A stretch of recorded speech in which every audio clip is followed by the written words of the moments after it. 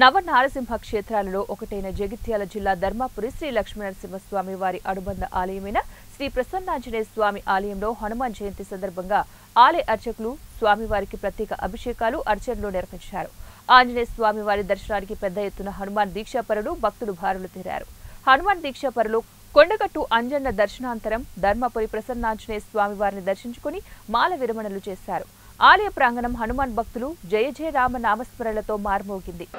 అదేవిధంగా హనుమత్ చాలీసా పారాయణము, వీలైతే సుందరాకాండ పారాయణము, మన్యసూక్త పారాయణము, ఇటువంటి అభిషేకాలు కానీ అర్చనలు కానీ ఆంజనేయ స్వామికి చేస్తారో తప్పక కార్యసిద్ధి కలుగుతుంది అని చెప్పేసి శాస్త్రవచనం. త్వమస్మిన్ కార్యనిర్యోగే ప్రమాణం హరిసత్తమ హనుమాన్ ఇతరమాస్తాయ దుఃఖక్షయ కరోభవ అంటే ఆంజనేయ స్వామివారు కార్యసిద్ధికి ప్రతీక.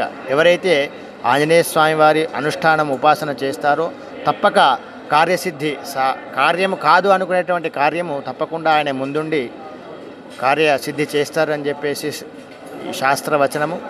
ఈ రోజున పరమ పవిత్రమైనటువంటి ధర్మపురి తీర్థక్షేత్రంలో క్షేత్రపాలకునిగా ఉన్నటువంటి దక్షిణాభిముఖిగా ఉన్నటువంటి ఆంజనేయ స్వామివారికి ఉదయాన్నే 5 గంటలకు స్వామివారికి పంచామృతాభిషేకము, షోడశోపచార పూజ, అదేవిధంగా సుందరాకాండ పారాయణము, మన్యసూక్త అభిషేకము, రుద్రాభిషేకం